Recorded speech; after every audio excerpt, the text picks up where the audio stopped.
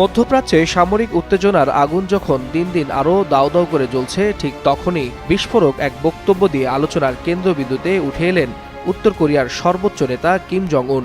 Iran Israel সংঘাতের টানটান মুহূর্তে সরাসরি ইরানের পক্ষ নিয়ে তিনি ছুড়লেন কঠোর হুঁশিয়ারি। প্রয়োজনে তেহরানকে ক্ষেপণাস্ত্র দেবে পিয়ংইয়ং, তবে একটিমাত্র মিসাইলই নাকি পৃথিবীর মানচিত্র থেকে ইসরায়েলকে মুছে ফেলতে যথেষ্ট।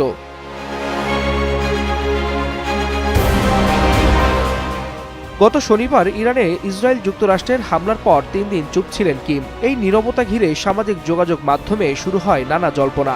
এমনকি রসিকতা করে অনেকে প্রশ্ন তুলেন, মিসাইল ম্যান কি তবে এবার মাঠের বাইরে?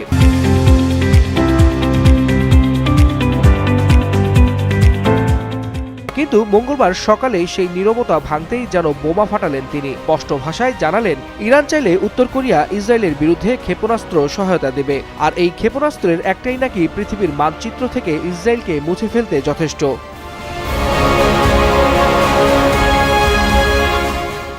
এই বক্তব্য মুহূর্তেই ছড়িয়ে পড়ে বিশ্ব মিডিয়ায়। একদিকে সমর্থকদের উচ্ছ্বাস, অন্যদিকে সমালোচকদের তীব্র প্রতিক্রিয়া। ফলে সামাজিক মাধ্যমে ঝড় তুলছেন নেটিজেনরা। কেউ বলছেন এটা কূটনৈতিক চাপ বাড়ানোর কৌশল, আবার কেউ মজা করে লিখছেন মামা কিম আবার খেলায় ফিরছেন।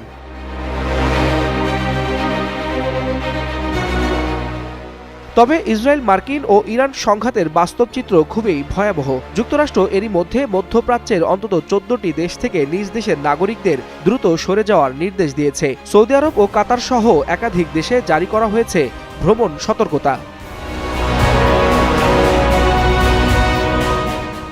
এদিকে মানবাধিকার সংস্থাগুলোর তথ্য অনুযায়ী গত 28 ফেব্রুয়ারি শুরু হওয়া হামলার পর ইরানে এখন পর্যন্ত 1000-এরও বেশি সামরিক বেসামরিক নাগরিক নিহত হয়েছেন, যাদের মধ্যে আবার উল্লেখযোগ্য সংখ্যক শিশু রয়েছে।